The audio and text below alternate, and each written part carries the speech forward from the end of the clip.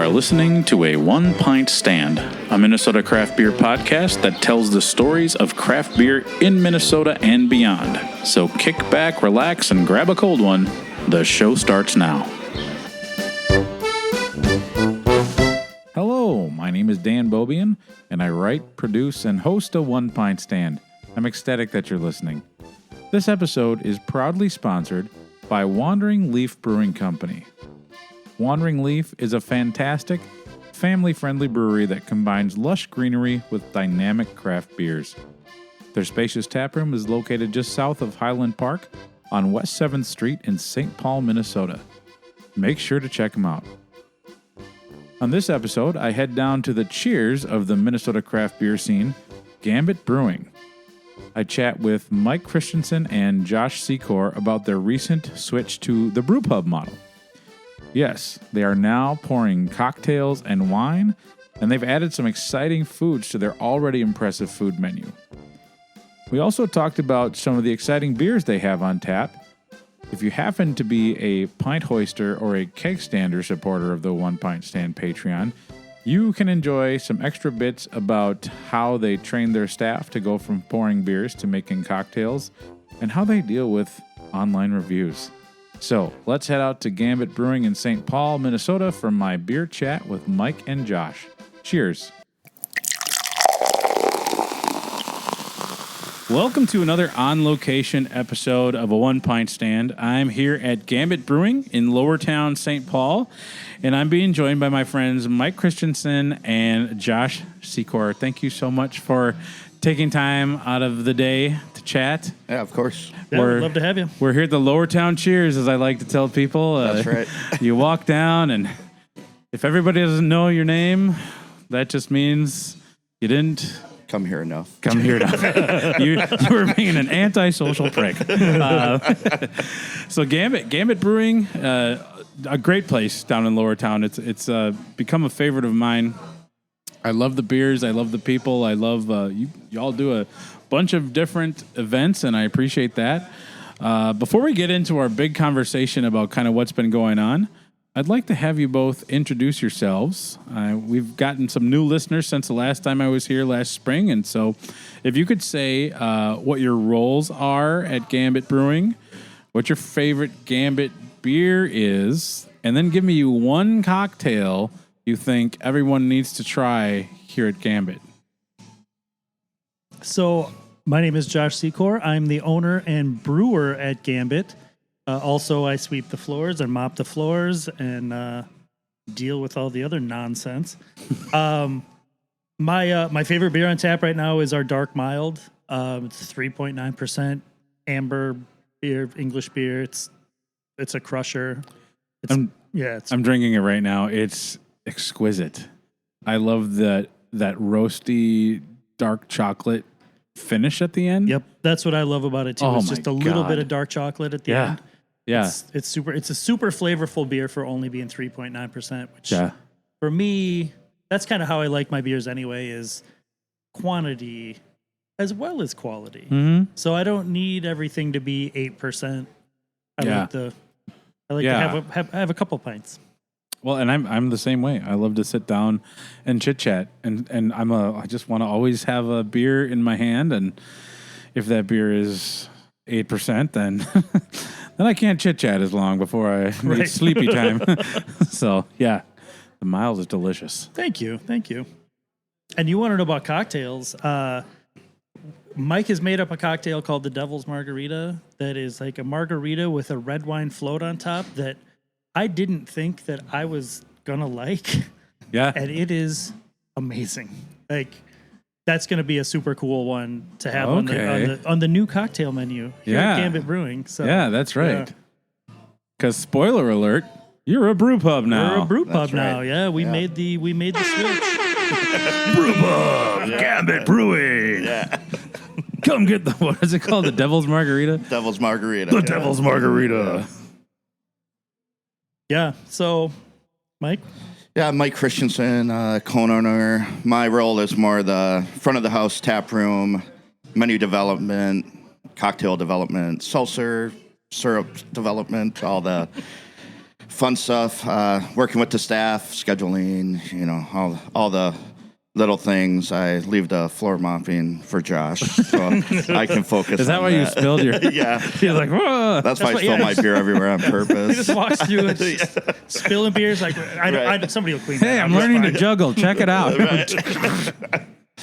Yeah, so that's kind of my role here. And cocktails right now, I'm a born and bred Wisconsinite. So the Wisconsin Old Fashioned, it's classic Corbel brandy Old Fashioned. You can't go wrong with it. A little more sweet than most. So if you're an Old Fashioned fan, definitely check it out and give it a try. It's a very polarizing thing, the brandy versus bourbon. Yeah.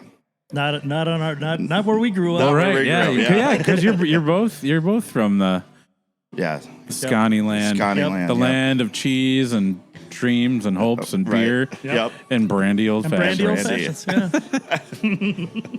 Does that throw? So here's a dumb question because I haven't looked at the menu, but do you also have a bourbon old fashioned or just brandy? Just brandy, So okay. right now with our liquor, well, if you want to talk about that a little bit, we are hyper focused on only local distilling. The reason why we did the Wisconsin, because it is a Corbel that it's traditionally used, but everything else is all like Do Nerd or Vikra. okay. Harmony, like everything is, distilled out our back door. So we're keeping it within Minnesota's economy and as close as we can to our local economy. Okay. So the Wisconsin old fashioned and the Devil's Margarita, both of those things, they sound really good. Yeah. I'm gonna have to try them. Maybe not both today because I do have to drive home and I want to have a few of these lovely dark milds. So I guess we kind of let the cat out of the bag a little bit when we started talking about spirits. But yeah, so you're a brew pub now. Yep. We've been a brew pub for I think 6 weeks maybe. Yeah. Right, just- right, just- Relatively, So I mean, It's new. Definitely new, but for us it was a change that made sense for us as a business and kind of as the way we kind of see our industry moving. Yeah. We were never at a size where we were going to go out and be in, all of the grocery stores, and the distribution never made a ton of sense for us because we are super small. We run everything, maybe not on a shoestring, but Right. kind of on a shoestring. Yeah. So a Velcro string, if you will. Right. So for us, it never made sense to really push that far into distribution. And now with this switch, we can really lean on the talents that Mike has from years of being in the restaurant and bar industry. I can keep doing my thing with the beer, and it almost frees me up to be able to do some different stuff, like a dark mild. That if you gotta push stuff out into liquor stores, a dark mild maybe is not the way you want to go. But Not yet, though. Right. This is the hill I'm gonna die on because I want British style beers to become like popular, and I think they're not, like, people don't ask for them because I don't think people know them or understand them.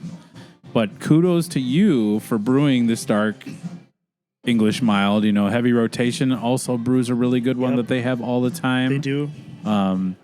So I think it's very much a style that I think is, once people find it, I think they will ask for it. I agree. I love the styles. It's not on tap yet, but I'll send a crowler home with you. I have in the back a British Golden Ale with marmalade, so it's a little bit of like a marmalade finish on a biscuity English Golden Ale.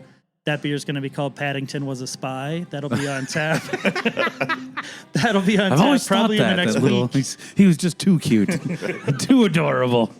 But that's another That's funny. English beer that it's gonna be popular once people try it. But Yeah. it's gonna be one of those like, what do you mean English Golden Ale? That's not a thing that I can get at Surly. So I don't know. Yeah. But places like us, we can do those beers, which I love. And I think that's great. You bring up a great point. I mean, there's so many. It seems like there's a lot of reasons to move to a brew pub model. talk to me about how that discussion started. I know you mentioned like reading the industry tea leaves, not wanting to be in distribution. What was there one specific thing that you're like, you know what, let's pivot, or was it just kind of like, based on our skill set and kind of what we want to do, maybe this makes more sense? The talk really has always been there since day one. When we first were trying to open, and we wanted this place to be two concepts, and one was a cocktail bar, and then the brewery as a separate entity. Something the city and state wouldn't allow to have happen, and still, have the brewing license and not be a brew pub. So it's always been in the back of our heads of doing it. So we thought, well, why don't we try it at first, see what we can do, get on the market. And, again, at the size we brew, we're not competitive. We can't be competitive. We can't get out everywhere.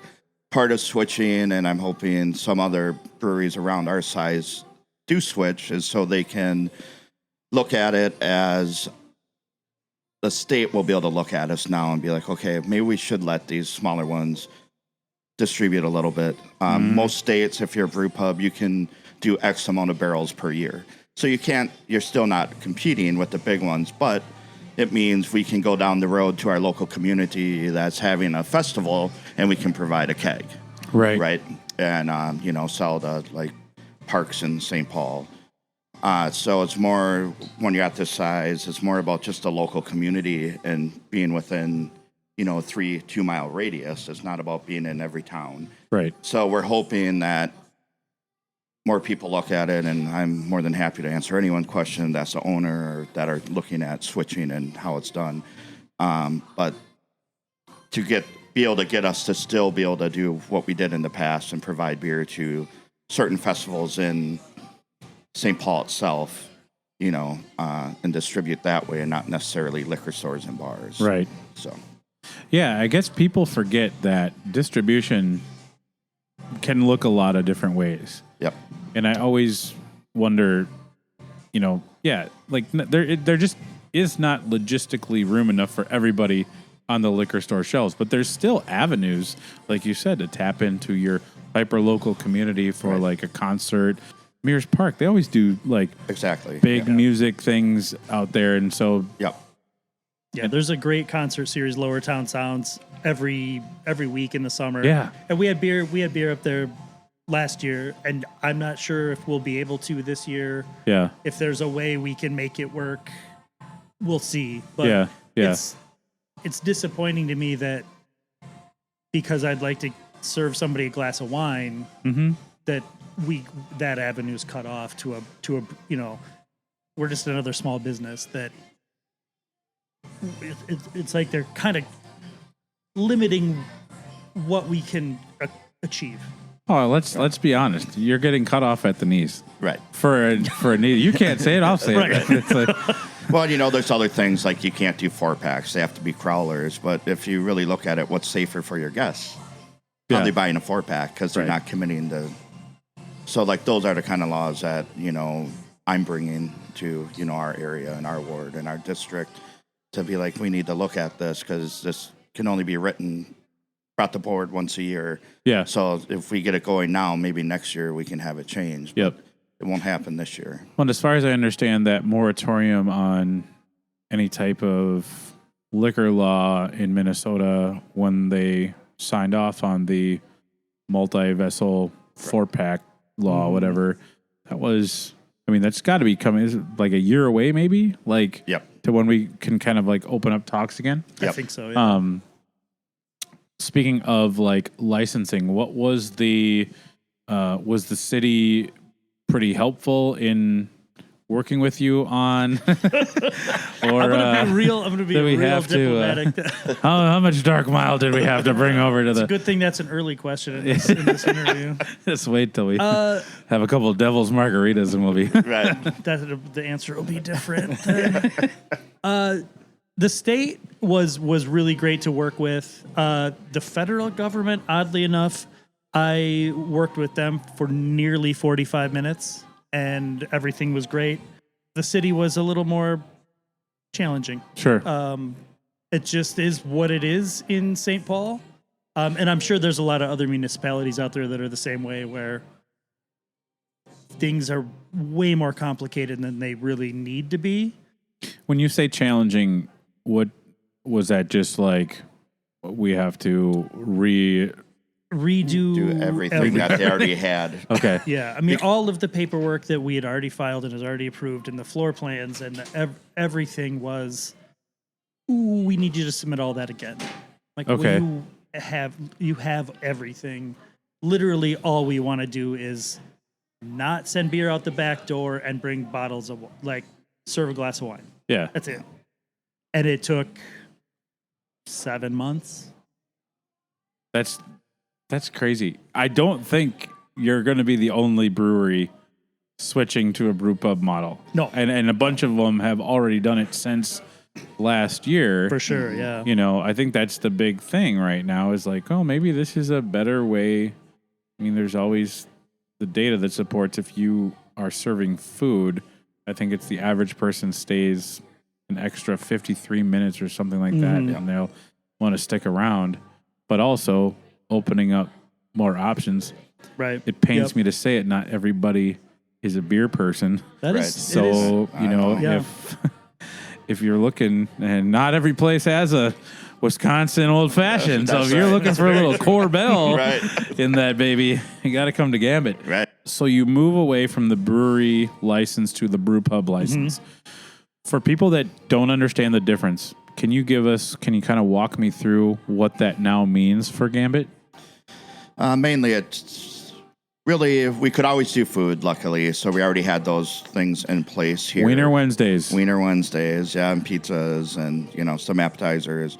So we already had that in place. But the main thing is, you know, being able to take time and, you know, find a nice wine list, you know, decide how we want to be. Because we still want to be Gambit Brewing, but we also want to offer vodka soda. So our beer is first, right? Yeah. So the beer is the forefront.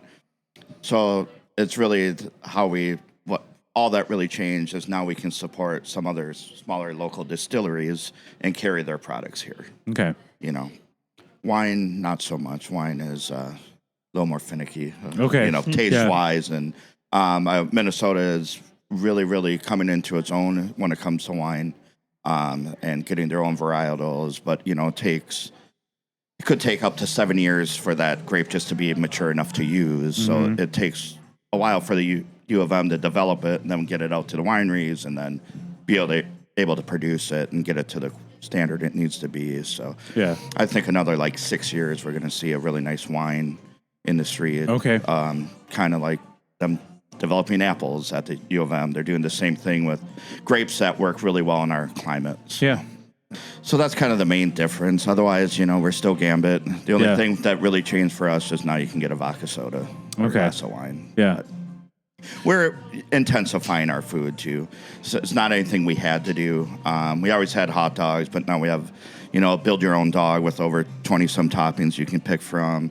Next week, we have a tin fish board coming. So we have imported tin fish from Portugal and Spain. So instead of charcuterie, it's going to be tin fish like mussels, sardines, trout pates, cod pate, and then some nice crackers, pickled onions, olives, things like that. Really kind of traditional Portugal Okay. thing. So, yeah. I mean, I think everybody just like think yeah. food, charcuterie, you know, Right. and that's different. That's, Yeah, something different. It's, you know, you see the maybe one or two places in Minneapolis right now. I don't know anywhere in St. Paul really doing it at this time. Okay.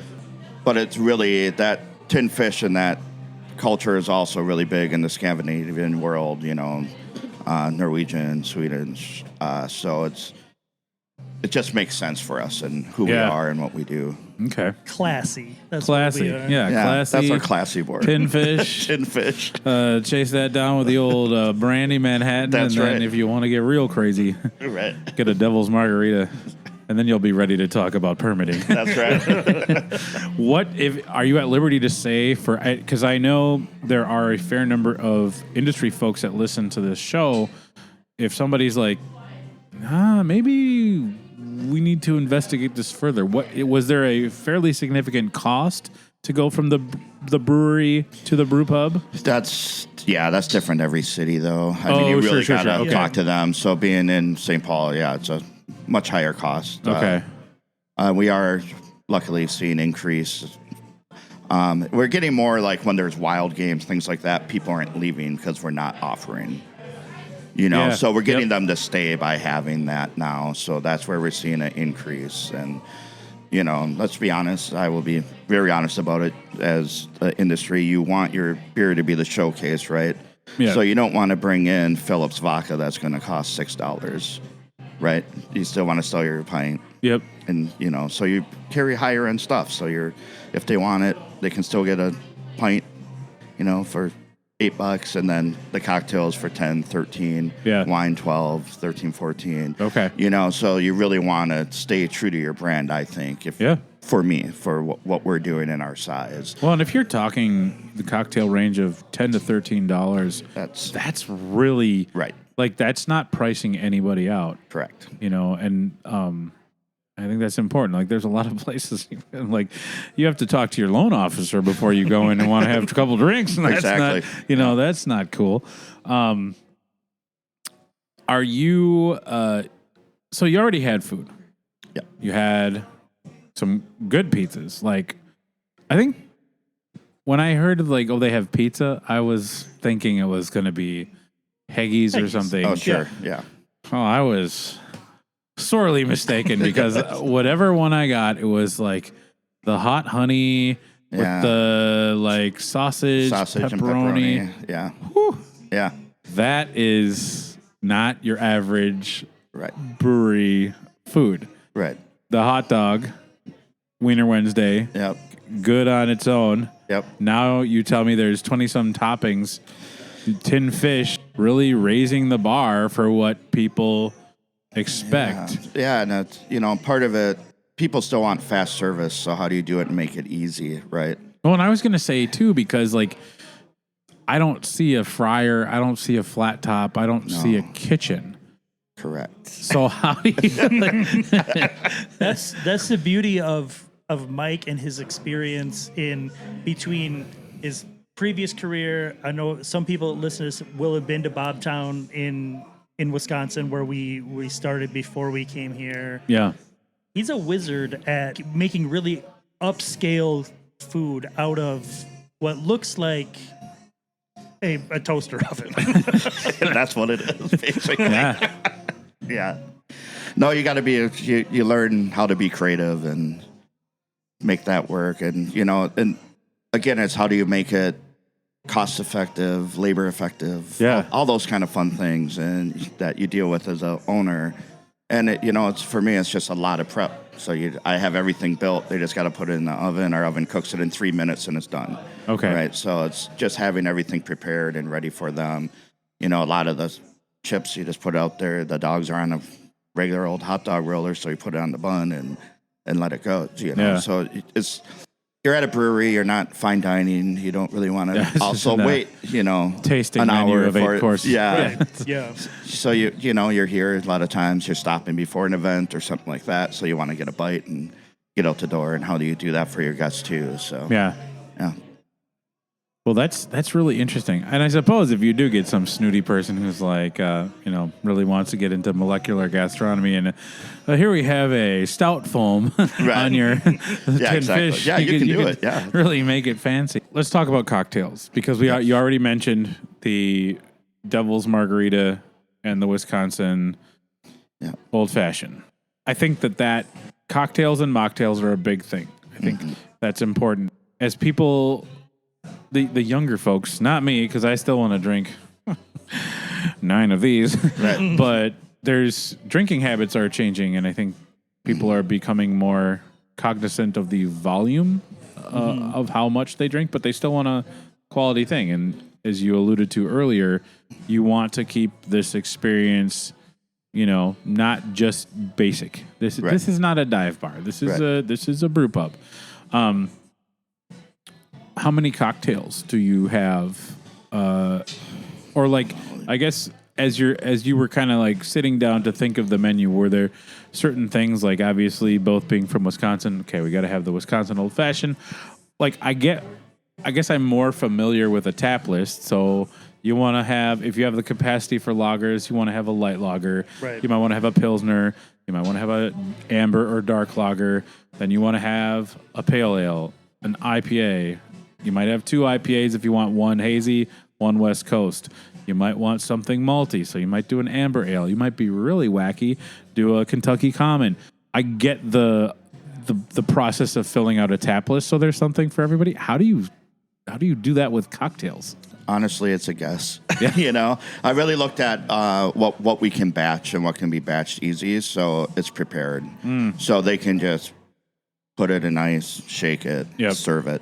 So what can work there, and then kind of what's fun, you know, like rosemary gin fizz. Like you don't really see that many places, and Okay.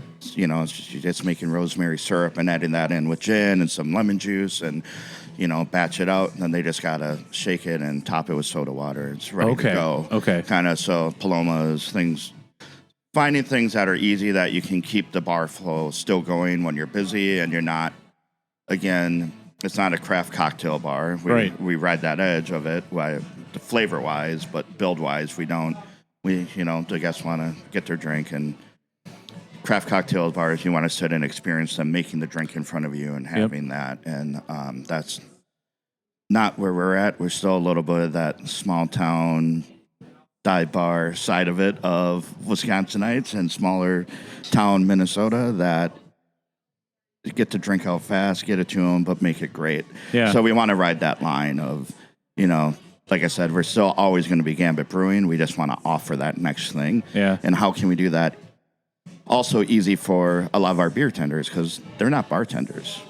Right. They did this for 3 years pouring beer, right? So, yeah. It's like, right. So how do you make that transition easy for your staff, and how do you look at that and make them comfortable with it and not, be, scared of the process and scared of the switch. So, right. And then when they get more experience, and if they want to start adapting some fun things, let them take control of that. Let them decide what pieces they want to do and, make it bigger and better and have fun with the cocktails. Yeah. Good. What have been some of the crowd favorites? The Wisconsin Old Fashioned. Yeah. Yeah, by far. And then I think second to that is the Rosemary Gin Fizz, and then it would go to the Pinot Noir. We are in the threes. But overall, we actually saw a big increase of our seltzer cocktails. Okay. So that was a bigger jump because we make a pure seltzer and then all the syrups in-house, so we can have 11 different, seltzers on tap. And you see that now increasing because I think it's bringing in a little bit more of a crowd that might be looking for like a White Claw or a High Noon or, one of those things. And we don't offer that, but we offer our seltzer. So we're seeing an increase there too. Yeah. Okay. So I So it's in the brewery, unflavored. I brew an unflavored seltzer that just tastes like nothing really. Oh. And then All right. but same as all the other stuff, the blueberry basil has real blueberries and real basil and sugar. That's it. Yeah. And but we can do everything by the glass, and it's a little bit of an upscale seltzer. Yeah. I think a lot of the people that listen to this podcast are very plugged into the beer world, but there's also people who are definitely into spirits. Where are some of the places, or talk to me about some of the relationships that you've started to build with some of the local distilleries, and maybe are there some products that you would encourage listeners to, hey, next time you're at a liquor store with a really great local selection, add this to your bar cart in your basement because this is a knockout product. Yeah. Right now we are really, it's only been 6 weeks, so we're really kind of defining where we're going to go and trying things out. This summer, obviously, I'm going to go up to Vikra. I like their stuff. We're carrying that. Due Nord is awesome. Also, so that's why I picked them right away. But, there's big catalog of who we're getting our stuff from, of just local stuff, and I need to dive into that more. Yeah. I just knew this is a good start. Yeah. And then hopefully we can grow and build more partnerships. And I don't want to necessarily stay with one. I want to be able to rotate the catalog out as we got rid of this one. Let's bring in this distillery, and then we can just keep rotating different ones in and going back to older ones, and Yeah. How much freedom do you have as far as picking different products? I know that if a bar is trying to bring in certain things, if they're beholden to a certain distributor, they're kind of locked into, well, here's the beers that you can get. Like, it's pretty obvious who's working with who if you go in and look at their tap lines. Is it the same as a brew pub if you're trying to bring in certain kind of spirits? Yeah, Okay. yeah. Okay. I mean, Minnesota's a little different the way it's tiered out, but the big one, Johnson Brothers, Phillips, Wine Merchant, that's all one company. Okay. So once you're in with that one, you're really using one distributor, but you have access to 3. Okay. Right, and the big one, let's say Tito's Vodka, Yep. Breakthrough Beverage, they're the big one that carries it, but if you don't want to have all these distributors, you can get it through Johnson Brothers. You're just paying 3 cents more a bottle. Oh, okay. All right. So it's a little different that way. Okay. It's kind of just going out of network for Right. if you want. Okay, that makes sense. So, we just chose right now we're going to just stick with one until, maybe we can build some relationship with smaller ones. I'm not sure how that works, with Earl Giles, if we can bring in, because right now we don't have a local tequila, and I saw the other day they have a tequila that they make with agave. I don't know if they can technically call it a tequila. I think it has to be agave inspired. Right, exactly. Spirit. But if it's a good product, I had it. So how do we get that in here? Because they're not really distributing, and I don't know if they can self-distribute that out. I'm not sure how that works yet. Yeah. So that's kind of my mission this week of diving into more and more of that. Okay. Yeah. So 6 weeks in, somebody comes to you and they say, "Hey, Mike and Josh, we're really thinking about doing this brew pub thing." You tell them to yeah, go for it. Do you say, we're not quite sure yet? Or you be like, oh, God, you have to deal with Vic Johnson over at the state of St. Paul. He's paperwork. I mean, I definitely Bad. think it's something. Every brewery is different, but from our experience, I think it's going to be a successful thing, Yeah. and it just makes more sense for our skill sets, for the experience we wanted to give people that come into Gambit. This just fits who we are better than having beer in a liquor store in Hopkins. Yeah. So for us, it completely made sense. Yeah, and I really have a good plan in place. And like I said, anyone out there, I'm more than happy to help, more than happy to go in and work with your staff if you don't have anyone that does know how to train bar stuff or look at how do you do batching. And I'm more than happy to help anyone that wants to transition and go into that. But I think a lot of times a business, especially restaurant industry, they will just kind of pull the trigger and go for it, but they don't have everything in place to be successful. And that's when you end up going backwards before you can go forward. Yeah. And you want to be ready, so it's just going forward the whole time. So just really have a good plan, have your team have buy-in. Yeah. Have them be like, yeah, I think this is the right thing for us too, because it's not going to work if they don't care. Right. They're really the ones putting in the work. I'm just prepping it. They're the Right. ones serving it, talking to the guests about it. Well, and it kind of goes back to that culture of hey, we're not a regular just hole in the wall place. Right. We're trying to provide a certain experience, and I think the beer people know that, but people coming in, what is this place? Yeah. I'm sure you've gotten a bunch. Do you have a bunch more regulars now who were like, well, we've driven past, or maybe we live in the building, but we're just not beer people, and now we come check it out? And Yeah, it's starting. Yeah, that's we're starting really to get cool. it now. Yeah. We're just really, again, we went with it. We waited 2 weeks, and now we're really pushing it now. Yeah. Just to get everyone comfortable. You don't want to have it, it's kind of like a soft open of Yeah. it all and get it going. And I think we're just going to see that more and more and grow. We're getting more people kind of hopping around from that are more in the bar scene, going to the sports bars and stuff like that. Yeah. Now we're kind of on that stop on the way. So Yeah. Well, it's exciting. And it has to help, like you said earlier, with your restaurant experience. Would you caution somebody if they had not had restaurant experience to think about a brew pub, or would that just create a bit of a steeper learning curve? I would reach out to a friend or someone you know. Yeah. It sounds easy, right? The process. It may look easy, but it's anybody can make a grilled cheese sandwich at home. But right. It takes a lot. It's kind of like what I will tell people here. Oh, do you brew the beer? I was like, can I brew beer? Yes, but my mom might say it's good, but the general public might not, right? So that's why Josh does the beer. You know, that's why, and it's just where your knowledge is and what you know. So you might think you have it, but cost of doing it can sink you just as fast. Right. Because food costs, liquor costs, all those little things add up if you're not pricing it right and having your menu costs leveled out and knowing how to do that, what that should look like. There's a lot behind it. Finding the right distributors, finding the right ones to trust, finding the right sales reps, that are going to make sure they're giving you the right product because it's right for your business versus what they have to get rid of in their catalog. I've been in it long enough. I know most of the people, so I know not to really do that too much with me. But if you're new, I could see you being taken advantage too by sales reps and stuff like that. Who are some of the other people in the Minnesota brewing industry that you kind of like picked their brain or were kind of helpful as you were kind of having conversations about kind of going back, making that switch, We didn't talk to anyone. We didn't really.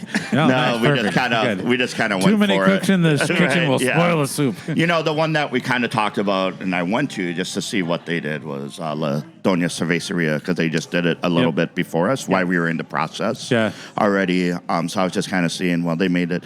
How did they make like the soda gun work? How did they make, just space work? Things like that. Yep. And they have a lot bigger space than we do, but it's still looking at they all also those did a pretty things. Seismic remodel. Yeah. I'm talking with Dickie in a couple weeks to ask him about that because I know there's you're like I said, you're not the only one that has decided to go that route. I think it's kind of interesting and the big thing is bar space and organizing it.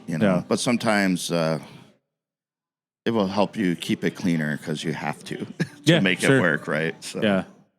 Well, I would imagine you have a nice setup for it. It doesn't, that I like how your bar is really just kind of anchors the entire space in the middle. So it never feels crowded. I've never felt like, it's a bottleneck to wait. Like it just, there's a nice flow to your tap room already. So we can thank Carl from Haggard for that too, right? Yeah, I got one sip left and what is the name of this mild ale? It's called the Laughing Storm. The Laughing Storm. Okay, it's delicious. It's and it's almost gone. So that's always a good time to take a break.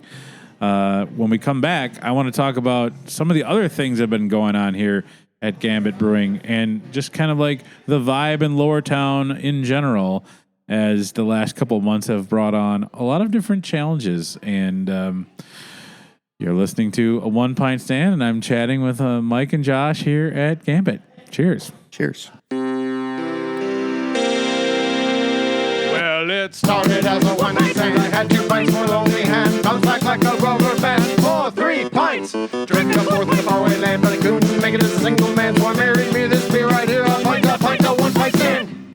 Hey, thank you so much for listening. Hopefully you're enjoying a One Pint Stand. My aim is to help spread the word about craft beer. Enjoying craft beer is a passion of mine, and I love chatting about it with other people. A One Pint Stand has a goal of helping breweries tell their stories.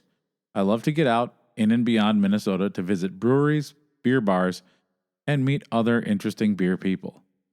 If you are also into those things, you probably want to keep tabs on the show and tell all your friends. So go ahead and follow A One Pint Stand on Instagram, Facebook, Blue Sky, and Mastodon. I also started a TikTok account because I was tired of Charles calling me a boomer for not having one.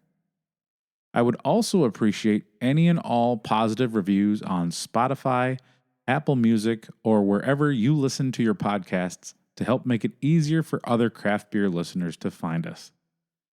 If you want to be a supporter of the podcast with some of the extra change you find in your couch cushions, I have a Patreon. There are 3 different monthly levels of support, and they're priced at $1, $3, or $5 a month. If you pledge at the $3 or $5 monthly level, you get some pretty cool perks. So go to patreon.com and search A One Pint Stand to check it out. We're up to 29 supporters, and I'm really excited for what that means for the show. If you like reading about craft beer, check out my written work on aonepintstand.com. I love to write, and that's where you'll find a lot of content that covers both the local craft beer happenings as well as my craft beer travels. I truly appreciate you listening and taking time to enjoy our stories. Before we head back to the show, I want to talk about this episode's sponsor, Wandering Leaf Brewing Company. They are celebrating their 3rd anniversary on Saturday, April 25th from noon to 10 p.m. The festivities will include special beer releases, live music, food trucks, and pop-up food vendors, games, and of course, plants on plants on plants. Bring your family, friends, and fur babies for what promises to be a good time at Wandering Leaf Brewing Company. I also want to plug the collaboration beer that I brewed with Wandering Leaf called A Bit Weird, Isn't It? It is a 3.9% English Dark Mild. It's available on tap now and in liquor stores wherever Wandering Leaf is sold. This beer tastes fantastic, and it's sessionable, so it makes the perfect accompaniment to a game of Settlers of Catan, doing your taxes, or a really, really, really long hug from a friend. Give it a try today. How about a beer? All right, we're back for the second half of our beer chat, cocktail chat, Wisconsin old-fashioned chat here at Gambit Brewing, the cheers of the Minnesota craft beer community, literally and figuratively. Every time I've been here, I've felt welcomed in. That doesn't happen everywhere. So kudos to you all, because that's a cultural thing at a place, but I also like coming down the stairs. Definitely, it is it's just like a neat vibe. Yeah. All right, so in addition to transitioning to a brew pub, that isn't the only thing you've been having happen lately. Over the weekend, I saw you were at Hops for Hunger and won. What award did you win? Was it? It was Critics' Choice, so they had a judging panel. Okay. So we won Best of the Fest Critics' Choice. Yeah. And that was for the Dark Mild. The Dark Mild. Yeah. People like dark milds. Evidently. That's great. Yeah, I've been to that. That's a neat festival. It's one of my favorites. Yeah, I like that it's smaller. Smaller. It's super laid back. Everything goes to an amazing cause, which is, kind of the most important thing. But it's a little bit. The crowd skews a little bit older at that festival, I think. So you don't get a lot of the end of the beer festival, all alcohol, please. I know. Crowd. I love going to that one. It's one of my favorites. I definitely think that's more of a beer connoisseurs type of event. Yeah. Like you said, nobody's there just to there's at that one, it's almost all owners, brewers. The people that are doing the stuff are the ones that are there pouring it, where at a lot of the other, the dabblers and stuff, it's a little bit harder to find the brewers or the owners or the people behind it. Yeah. Which at the Hops for Hunger, it's really fun to go around and see. Yeah. Carl from Haggard was there. Nico Tonks was there. Yeah. The guys from Broken Clock. I mean, it's cool to just and especially for us to get to go around and see people that we don't get to see a lot and talk shop. And you're so rooted in this world, right? Just pumping out beers or just kind of like doing all that. When you go to a festival, what's another brewery that you just like, when you look at the program, are like, oh, they're here. We haven't talked to them in a while. For me, I mean, Carl from Haggard Barrel is one of my favorite people in the industry. We have the weird commonality that we both brewed in this same brew house. That's right. Him at 12 Eyes before we were here, and now me. I'd love to run into who else do we run into? The Elm Creek people are always amazing. Montgomery. I love running into the people from Montgomery at festivals. Oh, yeah. And their beer is so good. So good. Yeah. I love Montgomery's Yeah, beers. they do really good. I think they do hoppy beers as well as anybody. I Like- agree. I mean, if you're listening and you haven't been down to Montgomery Brewing in Montgomery, Minnesota, it's like an hour. Yeah. Yeah. And it's a cute little, like, it's a very old building. I mean, it's very old. I've gotten a tour there from Chuck, and that place is cavernous, and it goes back. It's either, it'd be a good place if you're an aspiring filmmaker, want to shoot a horror movie. It's real scary. There's some places you could hang up some props and be like, some sort of Chainsaw Massacre 5 type of stuff. But they also make really good beers. So, yeah.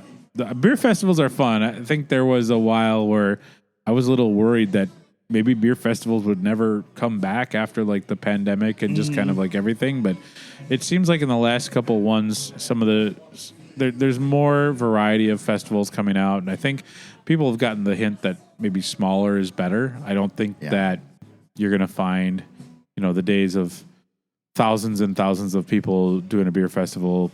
I don't know if that's a feasible idea anymore, but those little well-curated ones, I think those are a lot of fun. Yes. And I think it's about also, like you said, interfacing with the people behind the brand. And like, that's a really big deal, to be able to go and ask questions. And if it's a volunteer, that's fine, but they didn't come up with the recipe. They didn't like build the place, I think there's a certain cachet to that. Yeah. You have a bevy of dark beers on tap right now that are really, really good.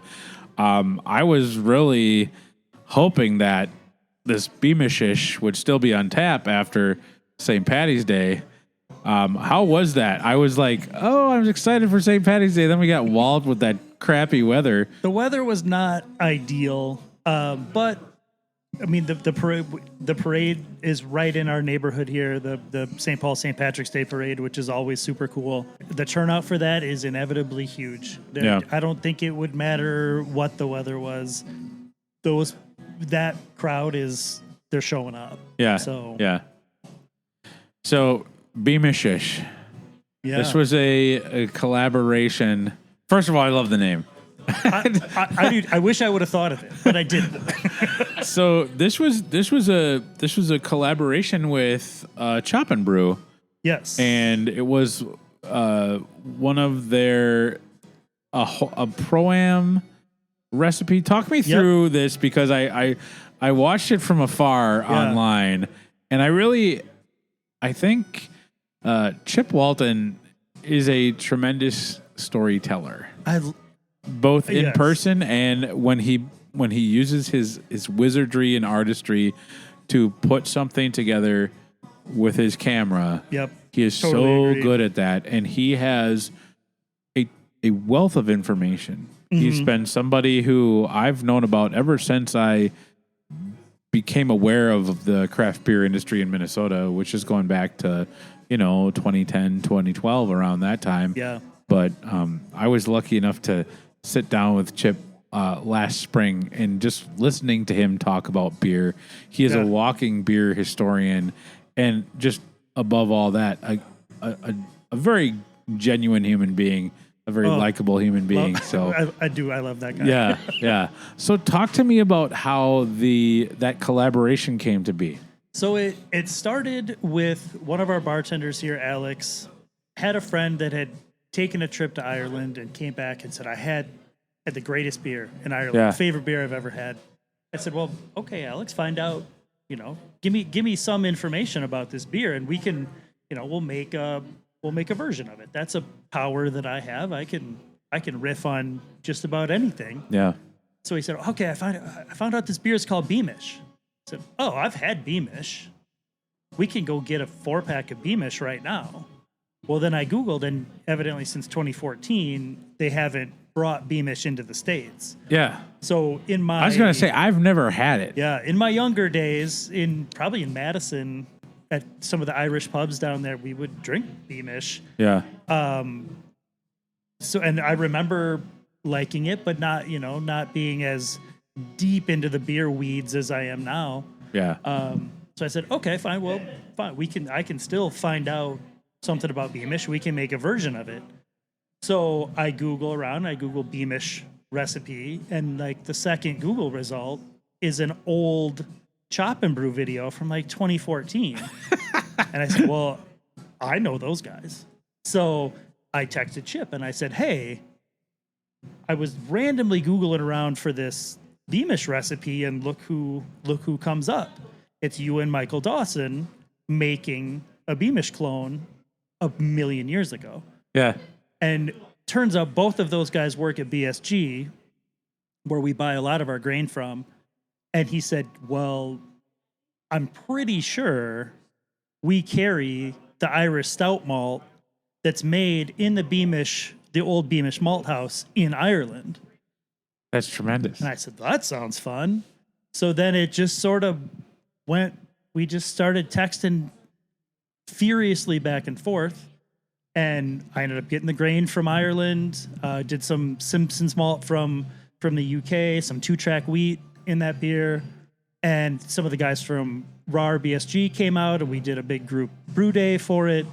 And it was super fun. I mean, it was Alex's idea, so I made him do all the work. He had to shovel all the grain out of the mash tun. It was perfect, like a vacation day for me. That's right. You just got to spill beer on the floor all over the... And we finished the beer up, and it came out killer. Yeah. So this malt, Beamish malts, So they used to. Okay. When Beamish was in their heyday, they had their own malting facilities in Cork, right next to the brewery. These days, I think they've scaled back some, so now it's the Malting Company of Ireland that runs this old Beamish malt house. Oh, sure. Okay. But so then we import their malt into the States, and this is made with their Irish stout malt, which was super fun to use. It was something I probably never would have used otherwise, but after making this beer, I ordered a bunch more. I want to try some other beers with it and really kind of nerd out with it. Yeah. I think when people think Irish stout, they think Guinness. Yeah. This is very different from Guinness. Different. How would you describe that difference for people? So Guinness is real dry and almost has a little bit of a sour note. I mean, definitely roasty. Yep. This is a little sweeter, a lot more dark chocolate, and a little bit of like toffee flavor in this beer.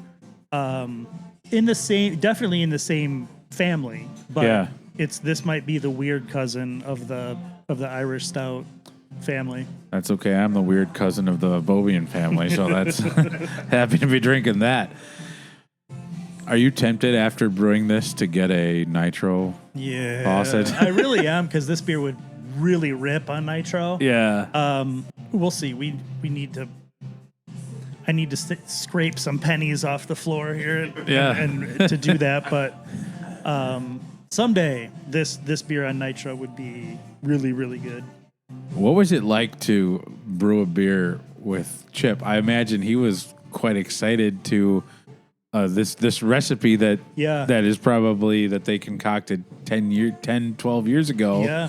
Brewing it on a professional scale. For me, it was surreal because I started home brewing in like 2001, really got into it like 08, 09-ish. And that's when, like, for all the home brewers that have been around a while, Brewing TV that Northern Brewer put out was like, when that hit YouTube, it was like, oh my God, these are like, they're us. Yeah. But they actually seem like they know what they're doing, and they made it cool. They were like the first like home brewing rock stars. And so to just, sit in the back and shoot the shit about nerdy stout malt with Michael Dawson for a day was crazy. Yeah. And and Chip, I've known Chip from, for years at this point, being local to the Twin Cities, and we ran into each other at a lot of the homebrew conventions and stuff. And it's just such a small world that if you would have told 2008 me that, hey, in 15 years, they're going to be coming to your brewery and asking you questions about what you do. Yeah. Say, well, no, that's not real. That's not going to happen. That's really awesome. Yeah, it was super fun. When I think with Chip, I think I just assumed that, because he did have so much knowledge and seemingly knows everybody. I think the first time I remember meeting him, I was a little starstruck. I was like, I don't want to talk to this guy. He's going to think I'm a moron because I'm like, I watch his shows. I remember at one of the first or second autumn brew reviews I went to, there was a booth and they were giving it, you could get a Northern Brewer pint glass and a Brewing TV shirt if you're willing to eat a hop.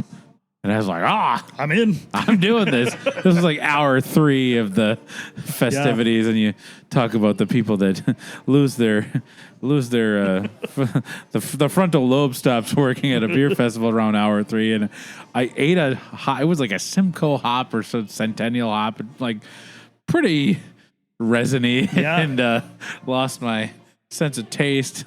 But I'm like, that Brewing TV shirt became one of my favorite shirts, and I wore that thing until it was barely able to retain properties of solid. Yeah. And eventually I had to get rid of it. But what a great resource for... I'm just floored that from a beer making perspective in Minnesota, it's so much flyover country in a lot of other ways, but we have so much going on when it comes to home brewing. Oh, yeah, in this for state, sure. With RAR where it is, Brewing TV, and there's just so many cool resources. When Northern Brewer had their brick and mortars, like how many people started there that now either own breweries or like are brewers. It's pretty interesting. Yeah, half the industry started in Northern. I mean, really, you're here because of Northern Brewer, right, Mike? Yeah, that's true. Yeah, have you ever seen Chip play music? He's played here before. Oh, yeah. Does he come at Chap Wilton? Chap Wilton. Yeah. That's he's just a really cool guy, and this beer turned out really well. Yeah, I really dig it. Yeah, do you think will this become a mainstay this time of year? Mm-hmm. I think so. I think this is just tremendous. Because I've done an Irish stout every year, and I always kind of do a different version of it. But the story behind it and the people behind it are it's too I'm too close to it now. I can't let it go. That's really, really cool. Yeah, that's fun. That's I worry about home brewing. I think that like with lack of just being able to walk in. I mean, I would go to the store on Grand Avenue, and I mean, I don't consider myself a home brewer. I have home brewed before, but it wasn't. I don't even know if my mom would have told me it was good. It was just like, what is this? What is this? Some sort of cleaning product? Are you restaining your deck? You don't have a deck. What's going on? I was always really fascinated to go into that grain room. Yeah. And just like, there's something about that, being able to really like feel it, taste it. That's a big part of it. And I wonder, it's huge. If you can't have that experience, how inspired can you possibly get about brewing your own beer? I hope it comes back around. I was super worried about home brewing for probably the last 5 years. It's really fallen off, and it's amazing the amount of people that come here and say, "Oh, I used to homebrew." Yeah. I'm like, "Oh, when was the last time you brewed?" I don't know, a year ago maybe. I should do that again. I've got all the stuff. I should do it. Yeah. And I hope it comes back around because it's I met the most insane group of characters through homebrewing that I still keep up with. They're scattered all over the country, but there's a group chat where anytime somebody has a particularly good beer or does something particularly stupid, or it's just a group of dudes that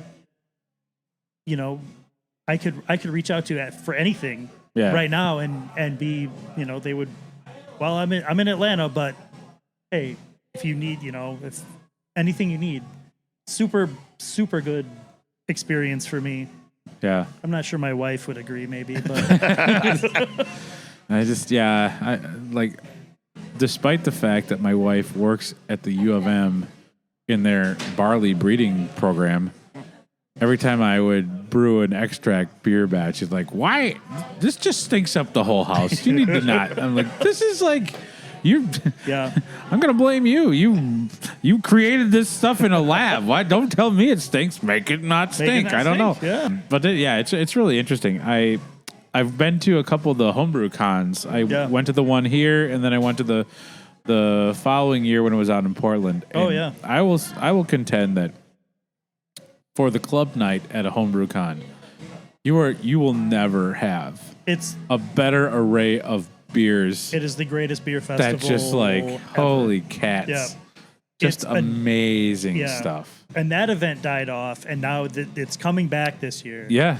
And I will definitely go to another one just because the inspiration from that club night festival, where it's basically homebrew clubs that bring their beers, and you get the weirdest shit there. Right. And some of it is like, no, this is not it. But you catch beers that are like so inspired and so groundbreaking. I mean, all of the styles of beer that pro brewers make, that's where they came, that's where they started, was homebrewers doing stuff that a regular brewery just can't do until it gets proven out. Yeah. Every now and then I'll go back through all my pictures from when it was here in Minnesota, and I was doing a blog article on it, so I was taking pictures of all, and I see so many people who at the time were pretty involved in their homebrew club and probably starting the inkling of like, oh, maybe I am going to make a career out of this. And you go back and like, oh yeah, Ben, Falling Knife. Like it's really, they're all there. Really neat. Yeah. Really cool. So we're in Lower Town, St. Paul. I know that like I was making the observation to somebody last fall. I'm like, is it just me or does it feel like the traffic out in tap rooms seems to be getting a bit higher over than it had been over the last couple of years? And there's a lot of reasons why the traffic went down. I think the pandemic and George Floyd and all of that stuff. They're just people changing their drinking habits and whatnot. But I was like, oh, this is nice to see, because all you see online is like doom and gloom stuff about craft beer, which I don't want to avoid that. I think it's important, but I wonder what are they basing that off of? Because sometimes I go into a place, I'm like, why? According to the internet, it should not be busy in here, right? But it is. And then Minnesota had Metro Surge and ice occupation, which really, put it really the kibosh on a lot. And let me be clear, ice is still in Minnesota. For sure. They are not gone. Right. This is not over. But there is a feeling that at least in the metro, it does not feel as intense or visceral as it was before. As you experience that, where are we? What's kind of like, what's the fermentation level of fear and comfort as we're talking in end of March there's here? Definitely still fear out there. There's definitely still a presence out there, but it seems like people are getting more comfortable with where they can and can't go and how they can and can't do things. Yeah, I think the hard part was when you saw that increase of traffic, it was people coming back into the city. Yep. And that's what we lost again, right? So now we got to rebuild all that. Them coming back, not feeling scared, not feeling like these things are going to happen. Yeah.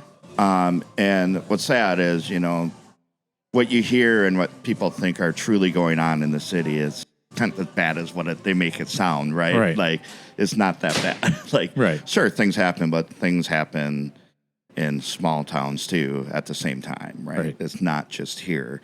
It's just that it's spoken upon and used as more of a tool to say, well, a certain level of propaganda spin that people put on it. Happy news doesn't sell. right. Yeah, Right, exactly.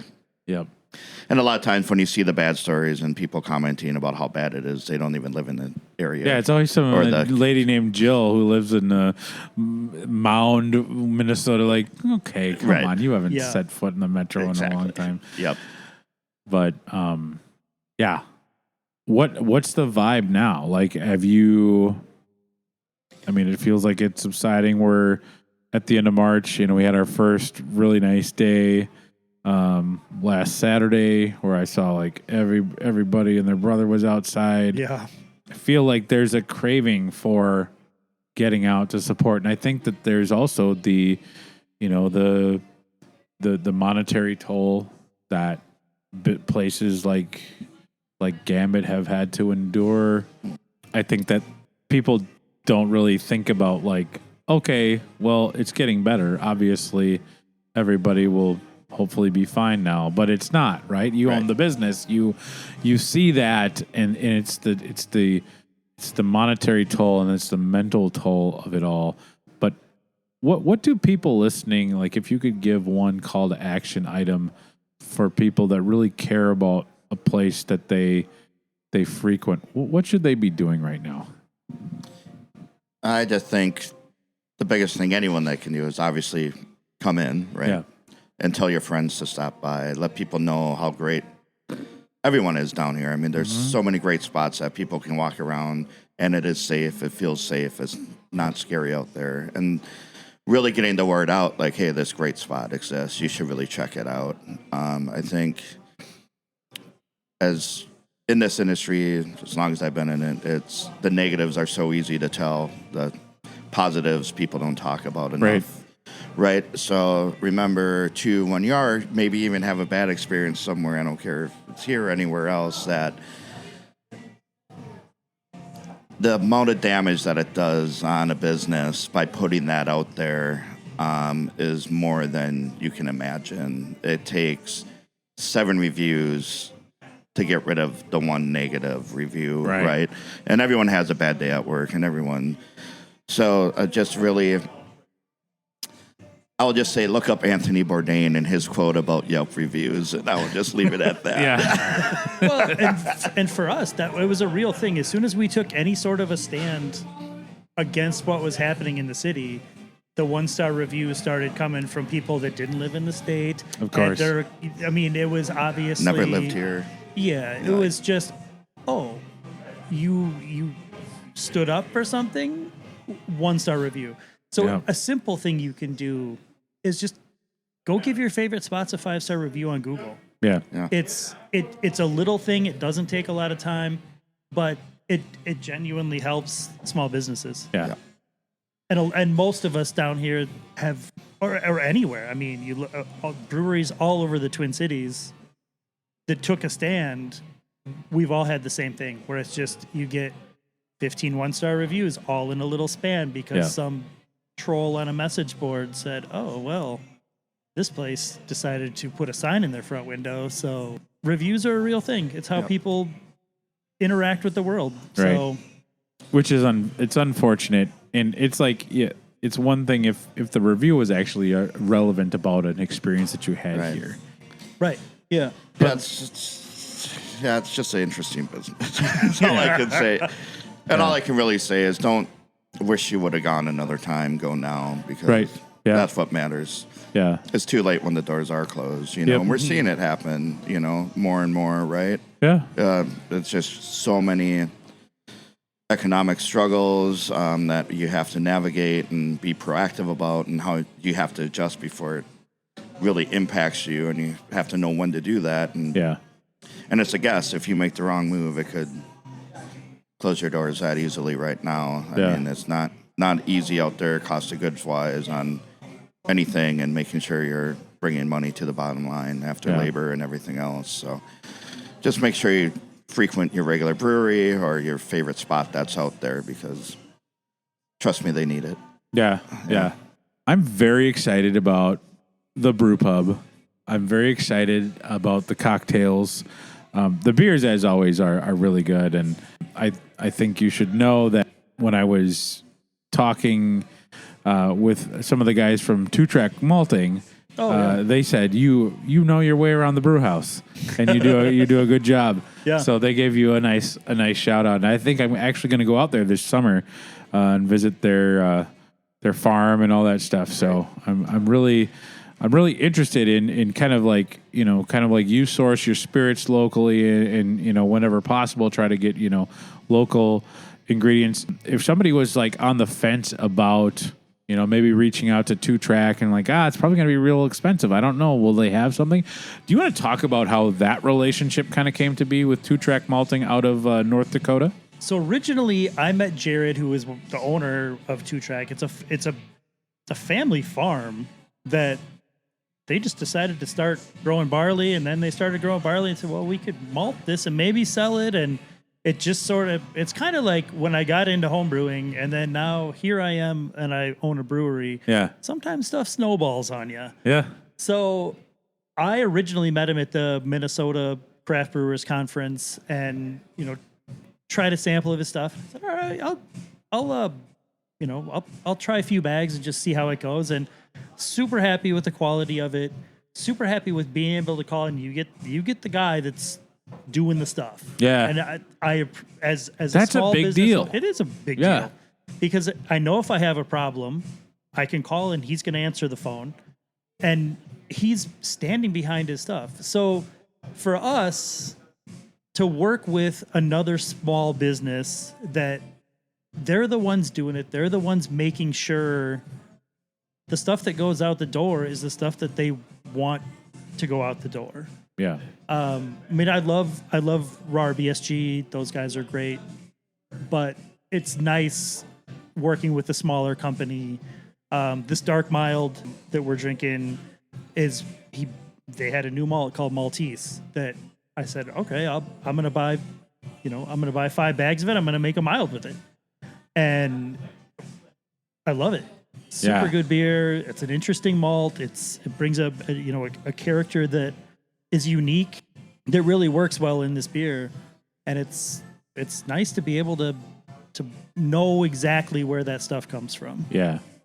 And I think this is not breaking any news to anybody, but when you support the small business, your dollar goes much farther there than it does with the big conglomerate. And I just think that's, in these times when we need to be thinking about how we're spending our money. And like you say, Mike, the places you like, don't wait to support them. Right. Because, and I think we will get over that hump. I think this too shall pass as far as like how tricky it is right now. But I love that you have partnered with a small maltster who's family owned and does their own thing. That's really exciting.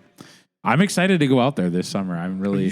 You should let me know when you're going. I might carpool with you because I would love to go out there and check it out too. Yeah, well, I think I've been emailing back and forth, and I'm gonna go there and then pop over to the Rare Beer Picnic up in Moorhead Junkyard.